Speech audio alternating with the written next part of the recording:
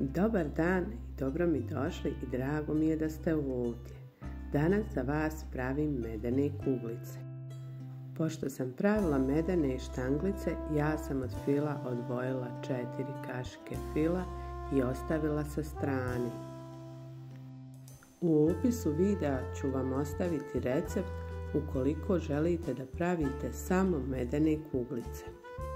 Pošto se ovaj fil zaledi, tako da kad pravite medenu tortu ili medene štanglice možete ostaviti fil i zalediti.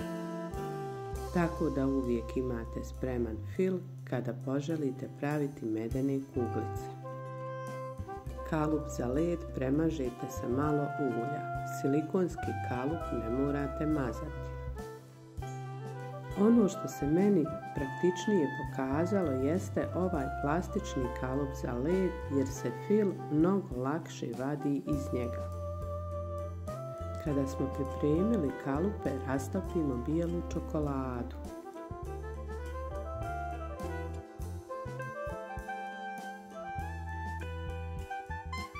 Čokoladu dodamo u fil i izmiješamo da se sastojci sjedine.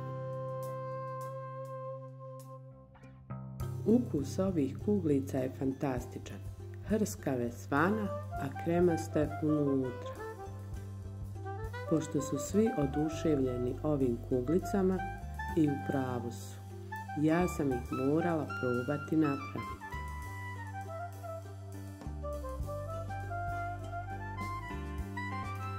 Fil sipamo u kesicu za dekoraciju, možete koristiti i kesice za zamrzivač.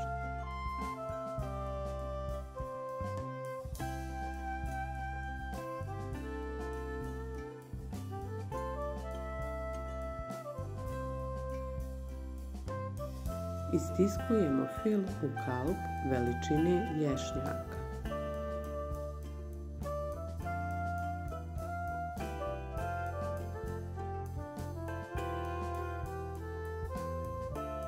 Kalupe sa filom ostavimo u zamrzivač da se zaledi. Ono što je interesantno za ovaj fil jeste da može dugo stajati u zamrzivaču i samo po potrebi izvadite i pripremite savršen desert.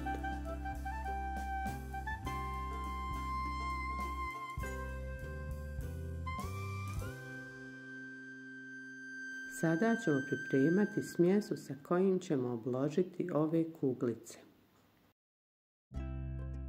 Na šporetu rastopimo masnoću pomiješanu sa medom.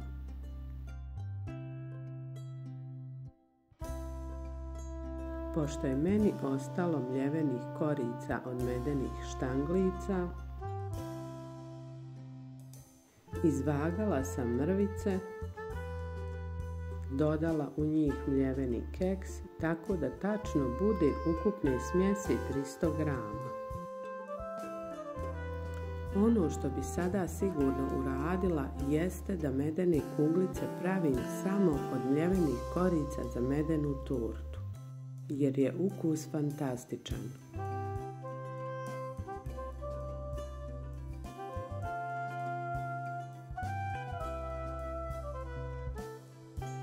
U mljeveni keks sam dodala i mljevene orahe.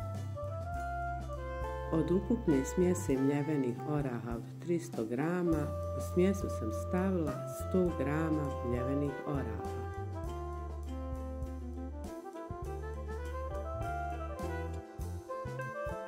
Ja smjesu prvo izmiješam da se sastojci ravnomjerno rasporede.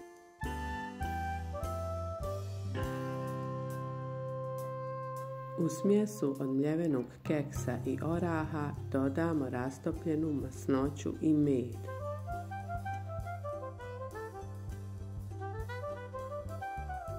Mijesimo dok ne dobijemo podatnu smjesu za oblikovanje kuglica.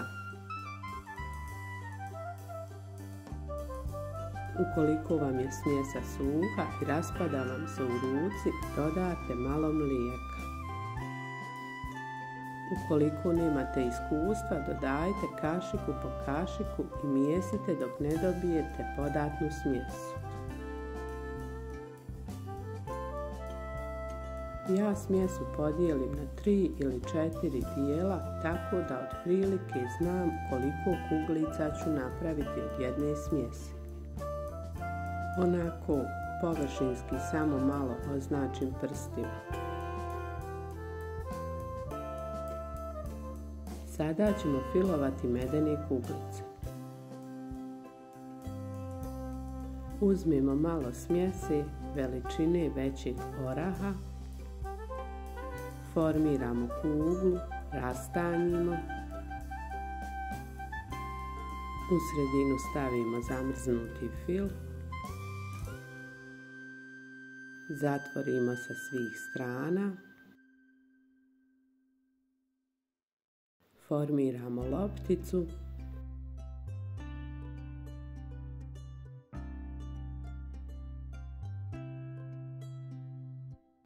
i uvaljamo u mljevene orahe. Ukoliko vam je u prostoriji toplo i fil vam se počne topiti, vratite ga u zamrzivač par minuta i ponovite postupak. Pošto sam radila sa 2 kalupa, ja sam naizmjenično mijenjala kalupe tako da dok se jedan hladio, drugi sam koristila. Ono što sam primijetila jeste da se iz plastičnog kalupa lakše vadi fil.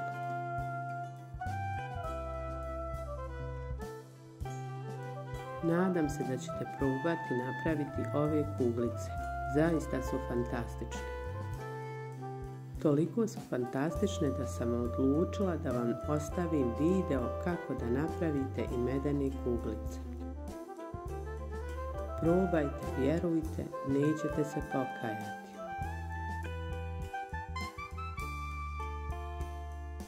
Hvala vam puno što me pratite i podržavate moj rad.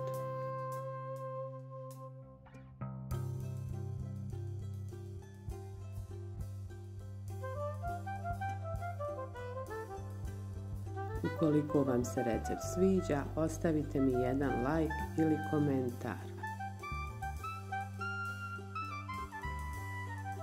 Sačuvajte ovaj video za kasnije i pokušajte napraviti ove kuglice.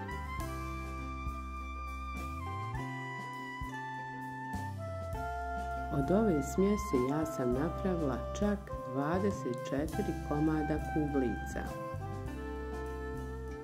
I definitivno ću ga ponoviti samo sa mljevenim koricama od medene torte.